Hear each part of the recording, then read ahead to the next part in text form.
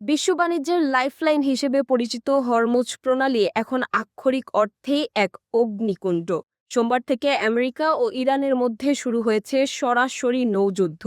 President ট্রাম্পের বিশেষ সামরিক অভিযান প্রজেক্ট ফ্রিডম শুরু হতেই ইরানের একের পর এক মিসাইল ও ড্রোন হামলায় কেঁপে উঠেছে আরব আমিরাতের উপকূল। ধ্বংস করা হয়েছে ইরানি গানবোট, আর তার জবাবে তেহরান বলছে এটি মার্কিন দুঃসাহসের চরম মূল্য। বিস্তারিত থাকছে নিশাত আফরোজের রিপোর্টে।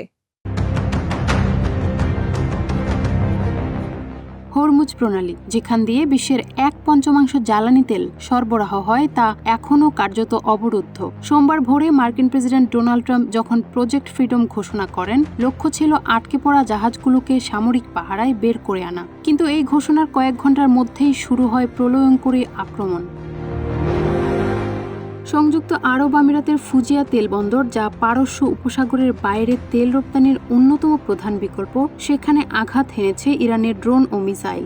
দাউ দাউ করে জ্বলতে থাকা বন্দর এলাকা থেকে ধোঁয়ার কুণ্ডলী এখন মাইলের পর মাইল দূর থেকে দেখা যাচ্ছে। আমিরাত সরকার একে চরম উস্কানি হিসেবে দেখছে এবং দেশজুড়ে স্কুল কলেজে অনলাইন ক্লাস চালু করা হয়েছে।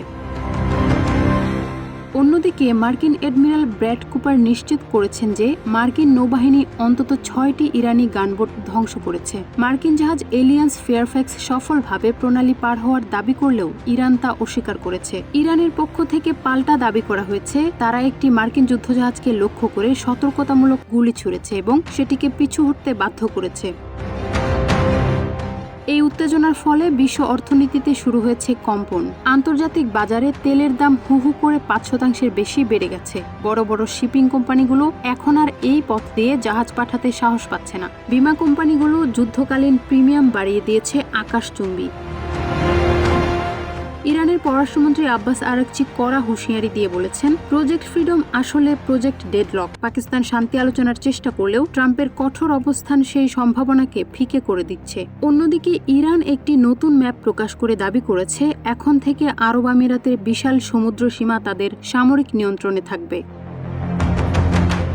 বিশ্ব এখন তাকিয়ে আছে ওয়াশিংটন আর তেহরানের দিকে। এই লড়াই কি কোনো সমঝোতায় আসবে, নাকি এটাই হতে যাচ্ছে তৃতীয় বিশ্বযুদ্ধের সূচনা?